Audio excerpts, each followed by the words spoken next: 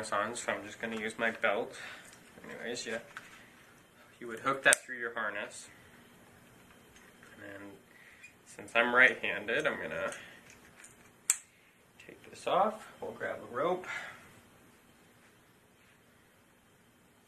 ATC, like this. I'm going to put it through this side, put the rope through, and then I'm going to hook the carabiner on both of those. And then with the carabiner, I'm going to lock it.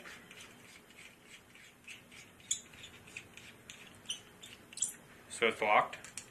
Click, click, click, click. I'm actually going to also flip my carabiner around, so gravity also can kind of play a role. And then you got it to belay. You can use brake.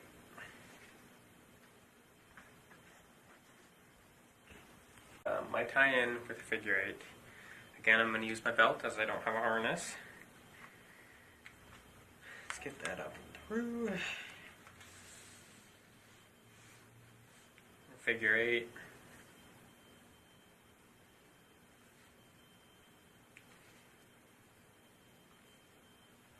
Like so. It's kind of hard to see because it's very small.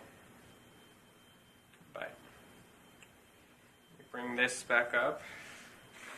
Of course, you want to keep your figure 8 as close to your body as possible, and then you're just going to follow your line. So I'm going to follow this, go up and around. Just keep your figure 8 as close to your body, and back through,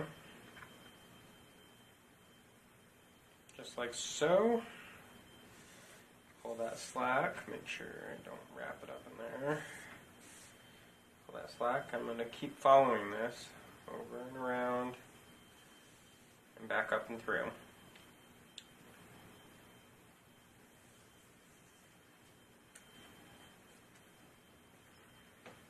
So here I'm tied in. You got 2, 4, 6, 8, 10. If I got extra slack, I can use an overhand knot here to just keep the slack in. Illustrating a clove hitch, like so. How to do this: you grab your rope, make a loop, twist it a little bit. You'll have one end on top, and then the other end loop you make, you want the rope to be on bottom, the rope coming out. Then you'll twist it over, so you come out with said clove hitch. Fisherman's is a little bit longer. You get your rope, and you're going to make a loop. And then on one side of the loop, you're going to go over and back through, and then you're going to actually come up towards your hand to go over, and then again, come back through. And it's going to create a little X right here. With this X, you want to bring your rope through that X. Like so. Creates a nice knot there. Now to do the other side, you do the exact same thing with your rope. You go over, back through, and then back over your rope to create that X. Go back through, and then use your rope to go through the X.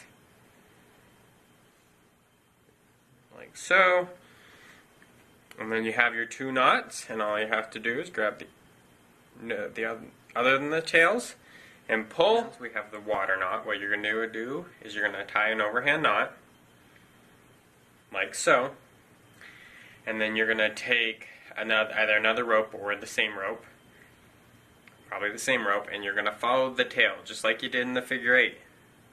So you're going to follow that through. That goes around, and you're going to want pretty long tails when you do this one. Goes under and back through. Usually this is done with webbing, but since I don't have webbing, I'm going to be using this. Show you the girth hitch. It's going to be a little bit what you do.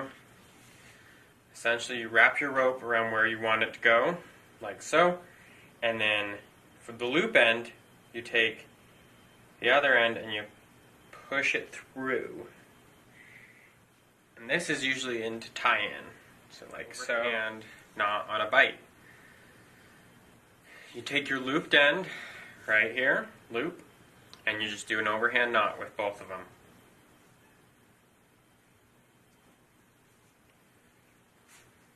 Like so. And then you figure overhand knot, same concept, a bite, which is this end, and you're going to do a figure 8. So right now I'm going to show you that. Let me see. And go over, around my loop, back up through this guy. Like that. You got your bite right here, and your figure 8. 2, 4, 6, 8. Communicate with the belayer or the climber. So when the climber says on belay, the belayer will get ready and say belay on. And then the climber says climbing, kind of as a question, or telling the belayer he is climbing. And then the belayer says climb on. There are a few other phrases we use for the climbing, such as take, is when you want to the slack to be taken out of the rope so the belayer can take that out.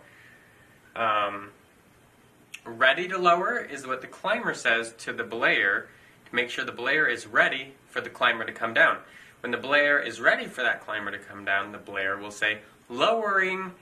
So the climber also knows that the belayer is letting the climber down. Rock and rope are pretty much the same things. Climber yells rock. It means there's an object falling and you should make sure you kind of get out of the way. Rope is the same way. The rope is falling down.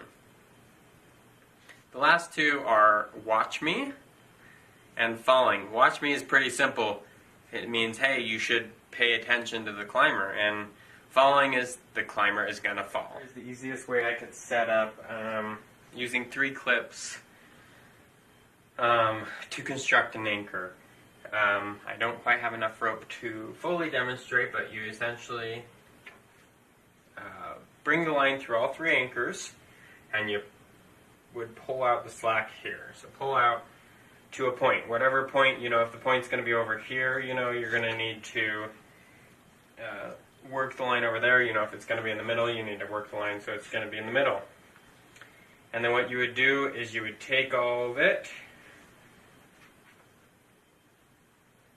like so, and you would tie a overhand knot, which I can't quite do in this situation, but unfortunately the lines already came out. There's your overhand knot. Hopefully I can put the lines back in. Yeah. And there's your anchor right there. Why you do the overhand knot there is to show that if one of these strings were to break, you would still have a 2-point anchor. Opposite and opposed is a little bit more difficult to explain with one carabiner. Essentially, you have one carabiner like this, and then you would have another carabiner that would be on the opposite side like this. And so when the gates open, they create an X with the gates. So the other gate would be going like that, creating an X.